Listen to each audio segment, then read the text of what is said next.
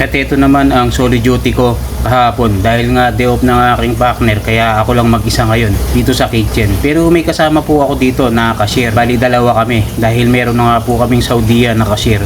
Bali ako lang po dito mag-isa sa kitchen. At ito nga una kong binanatan dyan yung dalawang klase ko na noodles, na Japanese noodles na rami ng gamit namin, at saka yung Taki noodles na Korean style na spicy. Basta yun na dalawang noodles ang una kong binanatan dyan mga master.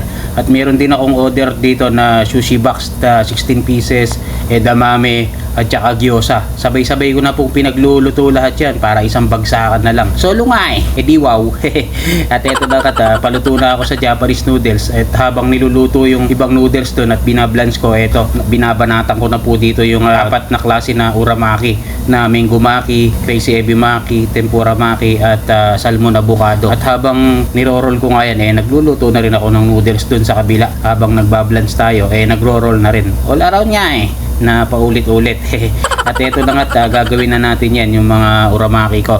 Una ko ang niroll dyan ang Philadelphia salmon roll at saka po teriyaki salmon roll na tig 4 pieces. Pinagsabay ko na para isang bagsakan. Alam niyo naman po dito sa kitchen, pagka ganyang maraming order, alam mo na ibig sabihin yan, megos-megos na yan, sige, bira lang naman bira.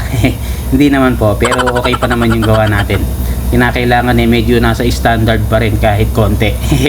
At pagkatapos naman ng aking dalawang niroll na maki, eto naman mango maki naman at saka crazy ebi maki ng niroll ko na tig 4 pieces. Sabay-sabay na rin po yan para isang kalabugan na lang.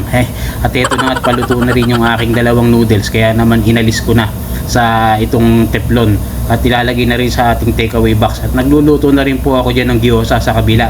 Kumbaga sabayan nga At pagkatapos nga itong aking pagro-roll at ang pagluto ng noodles, ito tinuloy na natin yung gathering box ko na uramaki.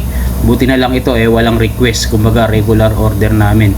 Kaya naman pagkakakat ko niyan paglalagyan ko lang po yan ng mga sauce at toppings para maibigay na to sa aming cashier. Dahil ito nga cashier namin bago lang din, dahil hindi niya pa rin kabisado yung pagpapads. Kaya pagkatapos ko ditong i-roll sabi ko hintayin mo lang ako dyan at tuturo ko sa iyo ipans. Kaya ayun, lumabas pa ako ng restaurant sa kitchen pala para turuan din yung aming cashier, dahil hindi niya pa nga kabisado yung pagpapans ng mga aming mga item. Ang hirap naman to sa cashier namin na Saudiya, hindi sanay mag-English, purong Arabic. Ako naman soy-soy lang sa Arabic. Mashallah, syukran.